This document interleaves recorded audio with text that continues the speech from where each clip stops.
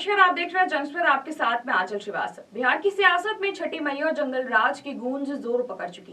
प्रधानमंत्री नरेंद्र मोदी 6 दिन में दूसरी बार बिहार पहुंचे और मुजफ्फरपुर की चुनावी सभा में विपक्षी पर करारा हमला बोला। छठ पूजा के सम्मान से लेकर जंगल राज की यादों तक प्रधानमंत्री का भाषण एक बार फिर राजनीतिक तापमान बढ़ा गया। पीएम मोदी की बिहार रैली छठ सुशासन और जंगल राज पर बड़ा वार है। मुजफ्फरपुर की ऐतिहासिक धरती पर उमड़ी भीड़ ने चुनावी मौसम का मिजाज साफ कर दिया। प्रधानमंत्री नरेंद्र मोदी ने सभा को संबोधित करते हुए कहा है कि बिहार की ये भीड़ बता रही है कि एक बार फिर से एनडीए सरकार आ रही है। पहले छठ महापर्व की बात और फिर राजनीति का प्रहार। पीएम मोदी ने कहा है कि छठ महापर्व सिर्फ त्योहार नहीं बल्कि भारत का गौरव है, मां की शक्ति, ममता और सामाजिक समरसता का प्रतीक है। उन्होंने दो टूक में कहा है कि केंद्र सरकार प्रयास में है कि छठ को यूनेस्को की विश्व विरासत सूची में शामिल किया जाए ताकि दुनिया देखे बिहार की आस्था की ताकत। उसके बाद पीएम मोदी ने विपक्ष पर तीखा वार करके बोला है कि जब आपका बेटा छठी मैया की जय जयकार दुनिया में कर रहा है तब कांग्रेस और राजद के लोग छठी मैया का अपमान कर रहे हैं। ये बयान सीधे राहुल गांधी के हालिया छठ बयान पर पलटवार माना जा रहा है। पीएम मोदी ने सवाल किया है कि क्या बिहार इस अपमान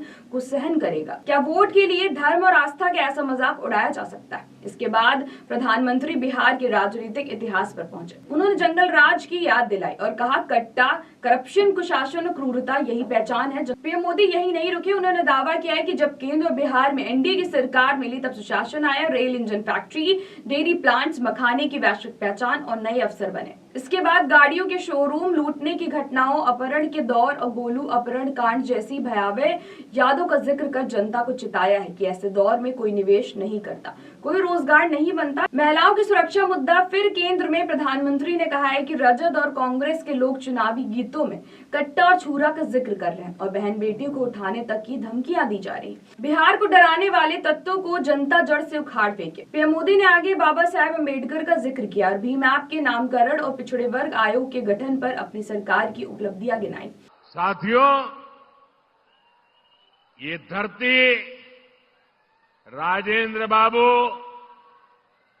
जेबी कृपलानी, जॉर्ज फर्नांडिस और कैप्टन जयनारायण निषाद की कर्मभूमि रही है। जानकी वल्लभ शास्त्री,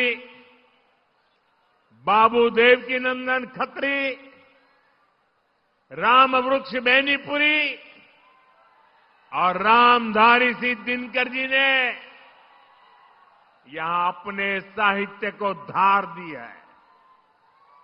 बिहार की इन महान संतानों की प्रेरणा आज एनडीए सरकार के काम में दिखती है।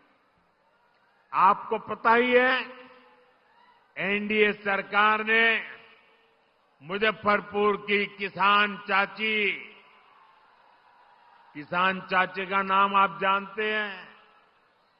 मुजफ्फरपुर का ही नहीं, पूरे बिहार का गौरव है। किसान चाची राजकुमारी देवी जी को हमने पद्मश्री अवार्ड से सम्मानित किया। साथ ही तेजस्वी यादव और राहुल गांधी पर तीखे शब्दों से हमला बोला। एक भारत के सबसे भ्रष्ट परिवार का युवराज और दूसरा बिहार के सबसे भ्रष्ट परिवार का युवराज, दोनों जमानत पर हैं। इनको बर्दाश्त नहीं होता है कि एक गरीब बेटा चाय बेचने वाला यहां तक कैसे पहुंचा। पीएम मोदी ने दावा किया है कि सर्वे साफ कहते हैं कि राजद कांग्रेस की सबसे बड़ी हार होने वाली है और बिहार इतिहास रचने जा रहा है। ये जनसभा सिर्फ जनसंपर्क नहीं बल्कि 58 विधानसभा सीटों को साधने की रणनीति थी। मुजफ्फरपुर से लेकर चंपारण, सीतामढ़ी, वैशाली और फिर सारण में पीएम मोदी की रैली का उद्देश्य साफ एनडीए उम्मीदवारों के लिए वोट की अपील और विपक्ष के खिलाफ माहौल बनाना है। तो बिहार की राजनीति में छठ मैया, सुशासन और जंगल राज तीनों केंद्र में रहे। मोदी का तीखा हमला था, भीड़ उत्साहित दिखी और विपक्ष पर प्रहार लगातार जारी है। अब सवाल ये क्या बिहार की जनता पीएम मोदी की इस भावनात्मक और आक्रामक अपील को वोट में बदल देगी या विपक्ष का सामाजिक न्याय का नैरेटिव मैदान में टिक पाएगा? इन सवालों के जवाब लोकतंत्र की डाक पेटी में है और नतीजे बताएंगे कि बिहार ने किस दिशा में कदम बढ़ाया है। तो ऐसी देश और दुनिया की बड़ी खबरों पर नजर रखने के लिए आप जुड़े रहिए जन एक्सप्रेस के साथ। नमस्कार।